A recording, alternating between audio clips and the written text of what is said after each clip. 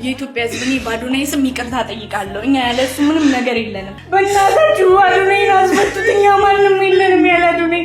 አዶናይ ማለት እኮ ልጄ ነው። ልጄ ምን አጥፍቶ እንደታሰረ ግራ ነው የገባኝ። እውነቴን ነው የምላችሁ፣ ሌሊቱን ሙሉ እንቅልፍ አጥቼ ነው ያደርኩት። በዚህ ሰዓት በተሰማ መረጃ መሰረት ፖሊስ ፍሬዘር ፍቃዱን ማሰሩ ተሰምቷል።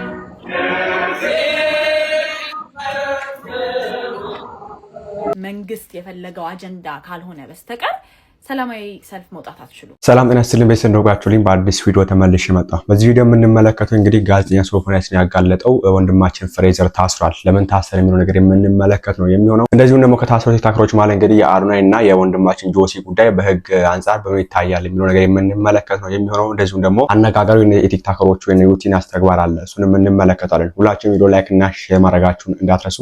ሰብስክራይብ ለምንድን ነው የማታደርጉት?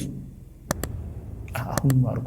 መጀመሪያ ከአዶናይ ጉዳይ ስንጀምር እንግዲህ አዶናይ ታስሮ ብዙዎች እንግዲህ ፍቱልን ያሉ ይገኛሉ። ከነዛ ማለት እንግዲህ እሱ የሚያግዛቸው ዲቻ ቮይስ እና አንድ እህት አለች። እንደዚሁም ደግሞ አርቲስት ሰለሞንም እንግዲህ በዚህ መንገድ ድምፁን ያሰማልና እስቲ እንመልከታቸው። አዶናይ ማለት እኮ ልጄ ነው። ልጄ ምን አጥፍቶ እንደታሰረ ግራ ነው የገባኝ። እውነቴን ነው የምላችሁ፣ ሌሊቱን ሙሉ እንቅልፍ አጥቼ ነው ያደርኩት። አዶናይ ማለት እኮ የልጅ አዋቂ ነው ሲሉ ጋሽ ሰለሞን እንዲህ ሲሉ እየተደመጡ ይገኛሉ። አዶናይ እስር ቤት ገብቷል። ትላንት ጀምሮ ከሱ ጋር ነው የምበላው፣ ከሱ ጋር ነው የምጠጣው። ዛሬ የለም ጥፋት ካለ በሱ ስም እኔ ነው የምለምነው በእግዚአብሔር። አዶናይ ችግር የለም አይዞህ፣ ይሄ ሁሉ ለበጎ ነው ያልፋል፣ ችግር የለም። አዶናይ የኔ እስር ቤት ገብቷል። አዶናይ እስር ቤት ከገባ አንድ ቀን ቆይቷል። በቃ አዶናይ እስር ቤት ገብቷል እና ያለሱ ምንም እርዳታ አይችልም። ምግብ ከሱ ጋር ነው ያለው፣ ምንም በቃ ሁሉ ነገር ከሱ ጋር ነው፣ ከየትም ከሱ ጋር ነው የምኖረው። ያለሱ ምንም ነገር ነው አይችልም። ይቅርታ አድርጉልኝ፣ ይቅር በሉኝ። እሱ የሰራው ጥፋት አለ፣ ይቅር በሉኝ። ኢትዮጵያ ውስጥ ሁላችን ነው ይቅርታ የምጠይቀው፣ ይቅር በሉኝ። የቲክቶክ ቤተሰቦቼ እንደምታውቁት አዶናይ እስር ቤት ገብቷል። እኛ ያለ አዶናይ ማንንም የለንም። በቃ የኢትዮጵያ ሕዝብ እኔ በአዶናይ ስም ይቅርታ ጠይቃለሁ። እኛ ያለሱ ምንም ነገር የለንም። በቃ ትልቅ ደረጃ ብዙ ነገር የሚያደርገው አዶናይ ነው። እኛ ያለ አዶናይ ማንንም የለንም። ይሄንን አካውንት ላይክ፣ ሼር፣ ኮፒ ሊንክ፣ ሪፖስት እያደረጋችሁ ለኢትዮጵያ ሕዝብ አድርሱልን። ማንንም የለንም። የቲክቶክ ቤተሰቦቻችን በእናታችሁ አስፈቱት አዶናይ። እኛ ያለ አዶናይ ማንንም የለንም። በእናታችሁ አዶናይን አስፈቱት። እኛ ማንንም የለንም ያለ አዶናይ። ተስፋችን አዶናይ ነው። በእናታችሁ አስፈቱት። ያለሱ ምሳ ቁርስ ራት በልተን አናውቅም። ካየነው አንድ ቀን ሆኖናል። የቲክቶክ ቤተሰቦቻችን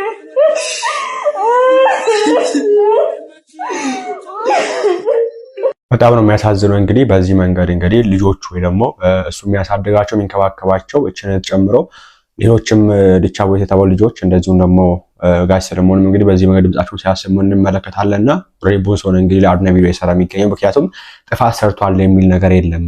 ጥፋቱን እንግዲህ አናቆም። መንግስትም እንግዲህ ይሄን ነገር ነው ሲያደርገው ያሰረው የሚልበት ምንም ምክንያት አልገለጸም እስካሁን ድረስ። ልብስ ነው የተባለው አዶናይ እንግዲህ ለበሰው ልብስ የሚታወቅ ነው፣ ሁለት ሱፍ ነው የሚለብሰው። ከዛ ውጪ እንግዲህ ወጣ ያደረገ አንመለከተውም። ምን ነገር ግን መንግስት አስሮታል። እንግዲህ አሁን ላይ ይሄ ነገር በህግ አንፃር እንዴት ይታያል የሚለው ነገር እንመለከታለን። ከዛ በፊት ግን ትናንትና ቲክቶከሮች ተሰብስበው ከአካላት ጋር አውርተው ነበር በአዲስ አበባ ከተማና እንስማቸው። በዚህ ሰዓት በተሰማ መረጃ መሰረት በርካታ ቁጥር ያላቸው ቲክቶከሮችና እንዲሁም የማህበራዊ ሚዲያ አንቂዎች ከአዲስ አበባ ጸጥታ ቢሮ ጋር በዛሬው ዕለት ውይይት ማድረጋቸው ተሰምቷል። የከተማዋ ዘላቂ ሰላምና እንዲሁም ደግሞ የህዝብ ስነ ምግባርን በማስጠበቅ ዙሪያ በዛሬው ዕለት ከማህበራዊ ሚዲያ ተጽዕኖ ፈጣሪዎችና ቲክቶከሮች ጋር ወሳኝ የተባለ ውይይት መድረክ ተደርጓል። ሚዲያው የአራተኛው መንግስት ያህል ኃይል ያለው በመሆኑ በተለይም በድህረ እውነት ዘመን አግባብነት የሌላቸውን ጉዳዮች በመተው ሀገርን በሚያቀና መልኩ በጋራ መስራት እንደሚገባ በመድረኩ ላይ ተገልጿል። በመድረኩ ላይ የተሳተፉት የማህበራዊ ሚዲያ ተወካዮች በበኩላቸው የሀገርና የዜግነት ግዴታቸውን ለመወጣት ዝግጁ መሆናቸውንና በትውልድ አስተሳሰብ ላይ የተሻለ ንቃተ ህሊና ለመፍጠር እንደሚሰሩ፣ የተሳሳተ አስተሳሰብ ላይ በሚደረጉ ዘመቻዎች ላይ ትኩረት ሰጥተው እንደሚሰሩ ቃል ገብተዋል። አይ ቲንክ አዲስ ነገር ይኖራል በዚህ ጉዳይ ተስፋ እናደርጋለን። እንግዲህ አናውቅም እንግዲህ የሆነ ያለው ነገር ጋር የሚያ ነገር ነውና በህግ አንፃር በእኔት መንገድ ይታያል። ይሄ የአዶናይ መታሰር ወይ ደግሞ የጆሲና አዶናይ ነው ያከራከረ የሚገኝ ምክንያቱም ምንም ጥፋት አላጠፉም፣ ልብሳቸውም ሰላማዊ ልብስ ነው፣ የነሱ ልብስ የሚያሳስር አይደለም የሚል ነገር ያስነሱ የሚሉት እንግዲህ ጆሲና አዶናይ ናቸውና እስኪ ከህግ አንፃር እንመልከተው። አዶናይና ጆሲ በተጠረጠሩበት ለመልካም ጠባይ ተቃራኒ የሆነ አለባበስን በተመለከተ የፌዴራል ወንጀል ምርመራ ያጣራው ነው ያለውን ጉዳይ በተመለከተ ጠበቃና የህግ አማካሪ አያሌው ቢታንያ ነኝ። እንግዲህ ለመልካም ጠባይ ተቃራኒ የሆነ ወይም ደግሞ ለመልካም ስነ ምግባር ተቃራኒ የሆነ ተግባር ፈጽመዋል በሚል በ2025 የቲክቶክ ክሬቲቭ አዋርድ ላይ ለማህበረሰቡ ባህል፣ እሴት፣ ሞራል ተቃራኒ የሆነ ነገር ነው በሚል የተያዙ ግለሰቦች እንዳሉ ይታወቃል። ከነዚያ ግለሰቦች በኋላ ደግሞ ታዋቂው ሰግጥ ፈምስ በሚል የሚታወቀው ቲክቶከር አዶናይ እንዲሁም ደግሞ ጆሲ በማግስቱ ደግሞ በተጨማሪነት ተይዘዋል ማለት ነው። እነዚህ ግለሰቦች አያያዝን ደግሞ በተመለከተ ቲክቶክ የዚህ የፌዴራል ወንጀል ምርመራ ምን ብሏል? ከዚሁ ጋር በተገናኘ እንደሆነ በመልእክቱ ወይም ደግሞ በማህበራዊ ድረገጻቸው ላይ ለማንበብ ችለናል ማለት ነው። ነገር ግን እውነት አዶናይ ለማህበረሰቡ ተቃራኒ የሆነ ልብስ ለብሷል? ለመልካም ጠባይ ተቃራኒ የሆነ ድርጊት ፈጽሟል የሚለውን ነገር እንግዲህ እንደ ተመልካች በመድረኩ ላይ የተከናወኑ ነገሮችን በምንመለከትበት ጊዜ ካለባበስ ጋር ወይም ከማህበራዊ ሴትን ተቃራኒ የሆነ ነገር ፈጽሟል በሚል ለመግለጥ በጣም አስቸጋሪ ያደርገናል ማለት ነው። ይህን በተመለከተ ህጉ ምን ይላል የሚለውን በዝርዝር እንመልከተው እስቲ። የወንጀል ህጋችን አንቀጽ 639 ንዑስ አንቀጽ 1 ምን ይላል? ማንም ሰው አስቦ ህዝብ የሚያዘወትርበት ቦታ ወይም በህዝብ ፊት ለመልካም ጠባይ ወይም ለመልካም ስነ ምግባር በብርቱ ተቃራኒ የሆነውን ማናቸውም ሌላ ጸያፍ ድርጊት የፈጸመ ወይም በአኳኋን ያሳየ እንደሆነ ነው የሚለው ማለት። ስለዚህ ከዚህ ጋር በተያያዘ በአኳኋን ያሳየ ማለት በምልክት፣ ባለባበስ፣ በንግግር እና በተለያዩ መልከም ማለት። ለምሳሌ ፓምፕ ፍላየርስ ምናምን የተለያዩ ነገሮችንም ፖስት አድርጎ ሊሆን ይችላል። ልብሱ ላይም የሚገልጣቸው ነገሮች ሊኖሩ ይችላሉ ማለት ነው። እንዲህ አይነት ነገርን ግን በተመለከተ አላየንም። ይሄንን ካለባበስ ጋርም በተያያዘ አንዳንድ ግለሰቦች ምን ይላሉ? የሐመር ግለሰቦች ቢመጡ ታዲያ እነሱም ለመልካም ጠባይ ተቃራኒ የሆነ ነው ሊባል ይችላል? አይደለም። ለምን? ማህበረሰቡ ያመነበትና የሚታወቁበት ነው። የሚታወቁበት አለባበሳቸው ነው። ለምሳሌ በተጨማሪም ደግሞ ቢሽ ዳር ላይ ስንሄድ ሁላችን ራቁታችን ነው የምንሆነው፣ በፓንት ብቻ ነው የምንሆነው። ይህም ሁሉም ሰው ተመሳሳይ የሆነ ማህበረሰባችን አምኖ የተቀበለው ዓለም አቀፍ የሆነ መገለጫ ነው ማለት ነው። ይሄ ግን ህዝብ በተሰበሰበበት ለሞራልና ለእሴት ተቃራኒ የሆነ በዚያ ህዝብ መሃል ራቁት መገኘት፣ በዚያ ህዝብ መሃል የሌላን በሀገራችን ግብረ ሰዶማዊነት ህገወጥ መሆኑን በሚገልጸው የህግ አግባብ ተቃራኒ የሆነ አለባበስ ለብሶ መገኘት ወንጀል ነው። ስለዚህ ለዚህ ነው ፐብሊክ ዲሴንሲን መሰረት ያደረገ የወንጀል ተግባር የሚያስቀጣ። ነገር ግን አዶናይንና ጆሲን በተመለከተ የፈጸሙት የወንጀል ተግባር አለ ብዬ በእኔ በኩል እንደ ህግ ባለሙያ አላምንም። ግን ፖሊስ ከዚህ በተቃረነ መልኩ ሌላ ጉዳይ ሲፈጽሙ ነበር የሚል ከሆነ ለህዝቡ በግልጽ በዚህ ጉዳይ ላይ ሊያሳውቀን ይገባል እንጂ ከዚህ ካለባበስ ጋር በተያያዘ ግን ተቃራኒ የሆነ ለህግም ለሞራልም ተቃራኒ የሆነ አለባበስ መኖሩን ያረጋገጠ ነገር በሌለበት ሁኔታ ለያዛቸው አግባብነት አለው ብዬ አላስብም። እናንተስ በዚህ ጉዳይ ምን ታላችሁ? ሀሳባችሁን ኮሜንት ላይ አስቀምጡልኝ። ወደ ልብሱ ጉዳይ እንመለሳለን። ልብስ ምንድነው? በራሱ ከዚህ ፊት የተለበሱ ልብሶች አሉ። በጣም ብዙ የሚያስደንቁ የሚያስገርሙ በጣም የሚያሉ ልብሶች አሉና እነዛንም እንመለከታቸዋለን። ከዚህ ፊት ግን እስቲ ፍሬዘር ታስሯል የሚል ነገር የተሰማ ነው የምንገኘው። በዚህ ሰዓት በተሰማ መረጃ መሰረት ፖሊስ ፍሬዘር ፍቃዱን ማሰሩ ተሰምቷል። በጋዜጠኛ ሶፎንያስ አማካኝነት ስሙ እንግዲህ ከሰሞኑ መነጋገሪያ የነበረው ወጣት ፍሬዘር ፍቃዱ ዛሬ አመሻሽ ላይ በአዳማ ከተማ ፖሊስ ቁጥጥር ስር መዋሉ ነው የተገለጸው። ፍሬዘር ፍቃዱ በአዳማ ፖሊስ መኮንኖች ለጥያቄ ትፈልጋለህ በሚል ጥሪ መሰረት እንግዲህ እንደተያዘ ጉርሻ ፔጅ አቤል አቡናን ዋቢ በማድረግ ዘግቧል። ይህ እስር ታዲያ በቅርብ ጊዜ ወዲህ በወጣቱ ዙሪያ በተነሱት ማህበራዊ ሚዲያ ላይ መነጋገሪያ በሆኑት ጉዳዮች ጋር በተያዘ ሊሆን እንደሚችልም ነው የተገለጸው። ፖሊስ እስካሁን ስለ ጉዳዩ በይፋ ምንም የተናገረው ነገር የለም። መረጃው የአቤል አቡና እንደምትሰሙት ነው። እንግዲህ የሆነ ሆኖ እሱ ሳይታሰር ይሄ ልጅ መታሰሩ ተገቢ ነው ብዬ አላምንም ፐርሰናሊ። እናንተስ በዚህ ጉዳይም ታስባላችሁ? እናንተን ሐሳብ አስቀምጡበት። መታሰር ያለበት ያኛው ነበር። ቢታሰሩ ደግሞ ሁለቱ ታስረው አንተ ያለ ህግ ፍቃድ ይሄን ያክል እርምጃ ወሰድክበት፣ አንተ ደግሞ የማይፈቅድ ነገር ከሀገር የወጣ ነገር አድርገሃል ለማድረግ ሞክረሃል ተብሎ ቢታሰር ነበር አሪፍ የሚሆነው እንጂ ይሄን ነጥሎ አስሮ ያኛው ደግሞ አላቅም እንግዲህ አጣርተው ይለቁታል ብዬ ተስፋ አደርጋለሁ። ያኛው እንግዲህ እስካሁን ድረስ አልታሰረም። ወደ ልብሱ ጉዳይ ስንመለስ እንግዲህ ትላንትና ማታ ቲክቶከሮች አንድ ነገር ሲያደርጉ ነበር ላይቭ ላይ እና እንስማቸው።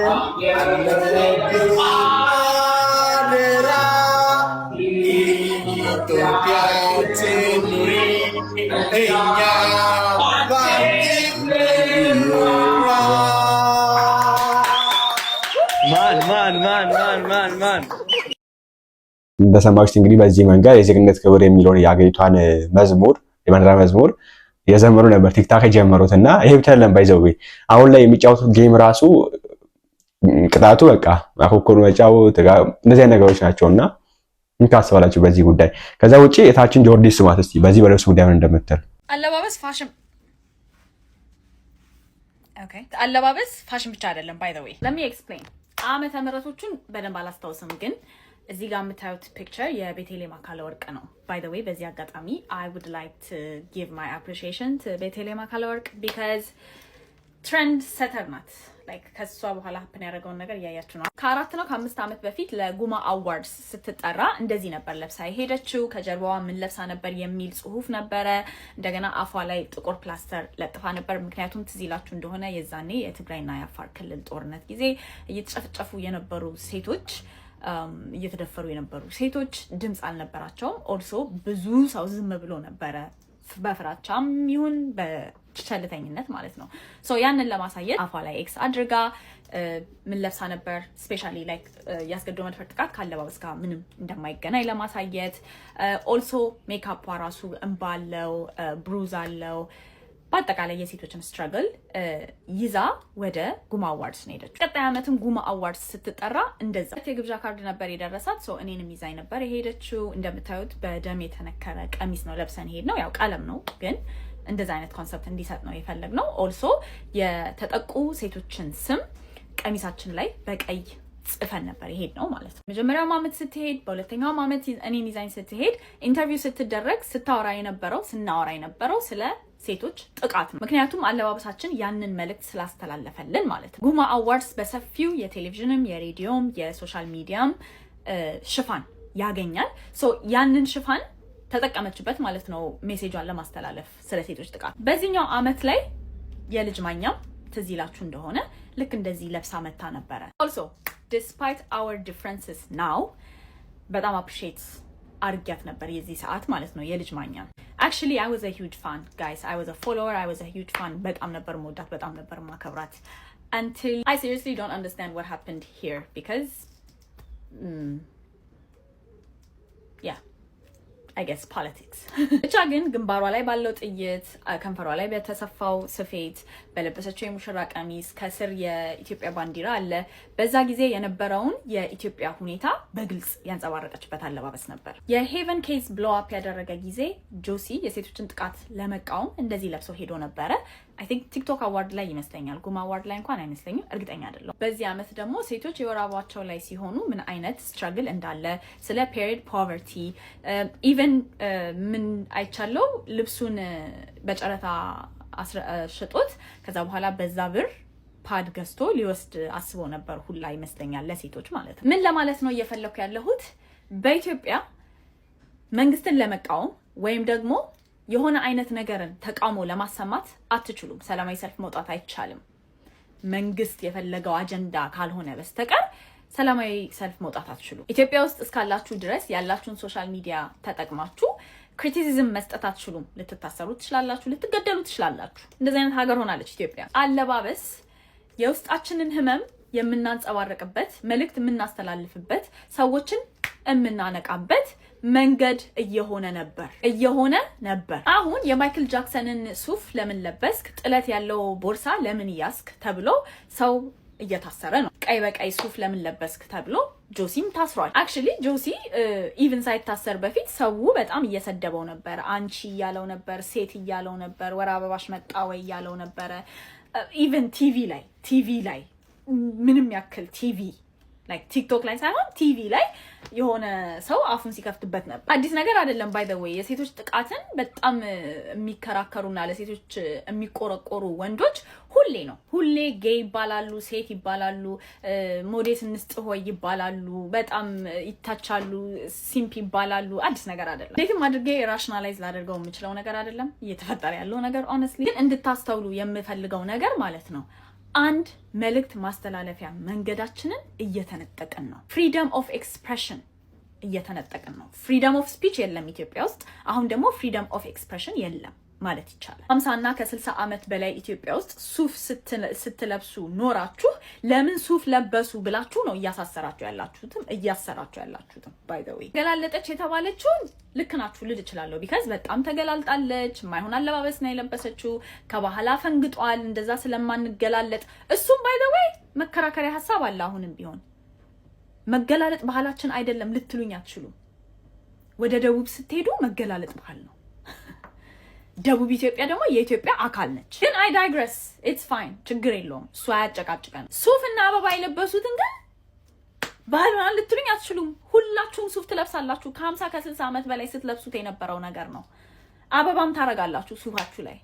so I don't understand what this is። ባህል መከተል ሲጀመር መብት ነው ግዴታ አይደለም። ባህልን መከተል ግዴታ ቢሆን ኖሮ አዲስ አበባ ውስጥ ያሉ ሰዎች ሙሉ ለሙሉ ማለት ይቻላል ወህኒ ቤት መውለድ አለባቸው። እንደዛ ከተባለ ማለት ነው። ሳና ከ60 በላይ የሚሆነው የአኗኗር ዘይቤያችን የኢትዮጵያ ባህል አይደለም፣ የምዕራባውያን ባህል ነው። if that's the case ሁላችንም ወህኒ ውስጥ መግባት አለብን። ግን ይሄንን ቪዲዮ ለመስራት የተነሳሳውበት ምክንያት ምንድነው? ስፔሻሊ እነዚህ ላይክ ሱሪ ስላረጉ ሴቶች ተገረፉ ተቀጡ ምናምን ሲባል አዎ ልክ ነው ሴቶች ሱሪ ማድረግ የለባቸው ምናምን እያላችሁ ዋይ የምትሉ በጣም ብዙ ሰዎች አላችሁ። በዚህ እነዚህ ሰዎች ስለታሰሩ በጣም የተደሰታችሁ በጣም ብዙ ሰዎች አላችሁ። እናንተ መብት ጋር የማይመጣ ነው ወይ የሚመስላችሁ ይሄ ነገር? that's what I want to know። እናንተ ጋር የማይመጣ ነው ወይ የሚመስላችሁ? እያለማመዷችሁ ነው መብትን መንጠቅ። እናንተ በዚህ ጉዳይ ምን ታስባላችሁ? እናንተን ሐሳብ አስቀምጡበት። እንግዲህ በዚህ መንገድ ጆርዲ ሐሳቧን ገልጻለችና ሐሳባችን ማለት ተከላከለን ነው የምንገኘው ነው የምትለው። እናንተ ምን ታስባላችሁ በዚህ ጉዳይ? ሐሳባችሁን በኮሜንት ላይ አስፍሩልኝ። ከዛ ውጪ እንግዲህ ወንድማችንን ስሙት። ላለመታሰር ማለት ነው። ላለመታሰር ትልቅ ጌመሮች ምን እያደረጉ እንደሆነ ታውቃላችሁ? አኩኩሉ እየተጫወቱ ነው። ላለመታሰር ማለት ነው። እንትን የሆነ ቦታ ላይ ነው ሳይ ወንድሜ ያዕቆብ ተኛ ሆ የሚለውን እየዘበሩ ነው ላለመታሰር ትልቅ ጌመሮች። የሆነ ቦታ ላይ ደግሞ ምን ፖስት አየሁ፣ እማማ ዝናሽ እንግዲህ እግዚአብሔር ከእርሶ ጋር ይሁን። ሉክ ይሄ ከባድ ጄኔሬሽን ነው። እንዲፈራህ ስታስረው ይስቅብሃል። ከባድ ይኸውልህ፣ በተመሪዎችና በመሪዎች መካከል በጣም ብዙ ሀገር ላይ ያየነው ነገር። በተመሪዎችና በመሪዎች መካከል አሁን በምንኖርበት ዘመን ከባድ የጄኔሬሽን ጋፕ አለ። ይሄ ትውልድ በጣም ኢምፓወር የሆነ ትውልድ ነው። የሆነ ቦታ እከሌ ስላለው እውነት ነው ብሎ መቀበል ካቆመ ቆይቷል። የሆነ ቦታ ባለስልጣን ስላወራው እውነት ነው ብሎ ማውራት ከጀመረ እውነት ብሎ መቀበል ካቆመ ቆይቷል። አንድ የሚዲያ ቅንቅን ስለፖስተው እከሌ ላይ እኮ ተፖስቷል ብሎ ማመን ካቆመ ዘመናትን አልፏል። ዛሬ እውነትን እውነት የሚያሰኛት የተናገራት ሰው አይደለም። እውነትን እውነት የሚያሰኛት የፖስተታት ሰው አይደለም። እውነትን እውነት የሚያሰኛት ራሷ እውነት ነች። ሶሻል ሚዲያ አንዱ ፓወሩ ይሄ ነው። አንድ ክሬት የሚያደርግ ፖስት የሚያደርግ ምናምን ሰው እሱን ሶሻል ሚዲያን የሚጠቀመው ዝም ብሎ ለማየት ብቻ የሆነ ሰው ዛሬ ኢቢሲን ማመን ካቆመ ቆይቷል። ዛሬ ባለስልጣንን ማመን ካቆመ ቆይቷል። ለአምባገነኖች ሶሻል ሚዲያ አይመችም። ምክንያቱም ሶሻል ሚዲያ በባህሪያቸው ግለሰቦችን ኢምፓወር ያደርጋሉ። በፊት እከሌ ካለው እውነት ነው ብለህ ነው የምትቀበለው። ሶሻል ሚዲያ አንዳንድ ለምሳሌ አሁን ወደ መዝናኛው ስትመጡ አንድ ሴት የድምፅ ታለንት መኖሩ በድሮ ጊዜ በቂ አልነበረም ዝነኛ ለመሆን። አንድ ሴት አክቲንግ ላይ ጎበዝ መሆኗ በቂ አልነበረም በድሮ ጊዜ ከሶሻል ሚዲያ በፊት። የፕሮዲሰሮች እሽታን ማግኘት አለባት። የዳይሬክተሮች እሽታን ማግኘት አለባት። የደራሲዎች እሽታን ማግኘት አለባት። እነሱ ደግሞ የሚያዩት ታለንቷን አይደለም ጡቷን ነው። ብዙ ሴት ታለንቷን ሸጣ ለመኖር ብላ ገለዋን ሸጣለች። ታለንቷን ሸጣ ለመኖር ብላ ክብሯን ሸጣለች። ካለሱ ስለማያንቀሳቅሷት ሶሻል ሚዲያ ለእንደነዚህ አይነት ርካሾች አይመችም። ለምን? ልጅቷ ዛሬ ማንም ፕሮዲሰር ሳታገኝ፣ ማንንም ካስትንትን ሳታገኝ፣ ማንንም ዳይሬክተር ሳታገኝ ቀጥ ብላ ከቤቷ ስልኳን ከፍታ ከፈለጋት መቅጠም ትችላለች፣ ከፈለጋት ማንጎራጎር ትችላለች፣ ከፈለጋት ፊልም መስራት ትችላለች። ከዛ ቀጥታ መሀል ላይ ያሉት ቆሻሾች ሳያገኟት ቀጥታ ታለንቷን ለሚገዛት ማህበረሰብ ትደርሳለች ማለት። ለምን? ሶሻል ሚዲያ በባህሪው ታለንትን ኢምፓወር ያደርጋል፣ ኢንዲቪጁዋሎችን ኢምፓወር ያደርጋል። በፖለቲካውም እንደዛ ነው። እንዲፈራ ሚዲያ ላይ ስላሰርክ የሆነ ሰው ይፈራኛል ብለህ መጠበቅ በጣም ከባድ ነው። አንዳንድ ጊዜ ኦኬ የጄኔሬሽናል ጋፕ አለ ምልም ለዛ ነው።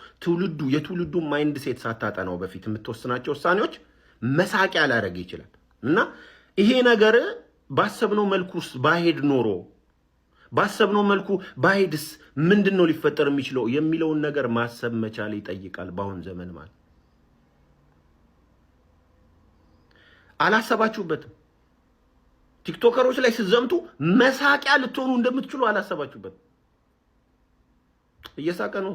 ትውልዱ በጣም ከባድ ነው። ይሄ ትውልድ የሚጎለው አንድ ብቻ ነው። እውቀቱ አለው፣ ፓወሩ አለው፣ ምንም ነገር የሚያስችል ቴክኖሎጂን በእጁ ይዞ የሚንቀሳቀስ ትውልድ ነው። የሚቀረው ሰከን ብሎ ቁጭ ብሎ እርስ በርስ ነው ማለት እርስ በርስ ይሄ እከሌ ስላለው ይሄ 60ዎች ውስጥ 70ዎች ውስጥ ተተክሎ ቀርቶ የዛሬን ወጣት ልምራ የሚል ሽማግሌ የሚለውን ነገር ገሸሽ አድርጎ እርስ በርስ ቁጭ ብሎ መወያየት የጀመረ ቀን ይሄ ትውልድ አቅሙን ስታዩት፣ እውቀቱን ስታዩት፣ ኢንተለጀንሱን ስታዩት ብዙ ነገር ማድረግ የሚችል በጣም ብዙ ነገር ከባድ ትውልድ ነው ፖይንቱ። ሊስቅብህ ይችላል። ይስቅብሃል ልታስፈራራው ስትል፣ በዚህ ዘመን ልታስፈራራው ስትል፣ ይስቅብሃል ልትሸውደው ስትል ያቃላ ለሱ ኢንፎርሜሽን ማለት ኢቢሲ ላይ የሚለጠፍ ኢቢሲ ብቻ የሚሰራው ዜና አይደለም። ለሱ ኢንፎርሜሽን ማለት ሌላም ያነባል፣ ሌላ ሪፖርትም ያያል፣ አንገብጋቢ ጉዳዮችንም ያያል። ቲክቶከር አስረክ እንዲልህ አትጠብቀው። ከባድ ትውልድ ነው። ስለ ሴኩሪቲ ጉዳይም ያነባል፣ ስለ ሴቶች ጉዳይም ያነባል። ብዙ ማንበቢያ ቦታዎች አሉ። የኢንፎርሜሽን ምንጩ ኢቢሲ ብቻ አይደለም። ማንም አያወጣውም ፎር ዛት ማተር። የኢንፎርሜሽን ምንጩ ፓርላማ ላይ ብቻ የሚነገሩ አይደለም፣ ሌሎችንም ያነባል። የትውልድ ውሳኔ ስትወስን ከዚህ አንጻር ነው። ትውልድን ደደብ አይደለም ትውልዱ።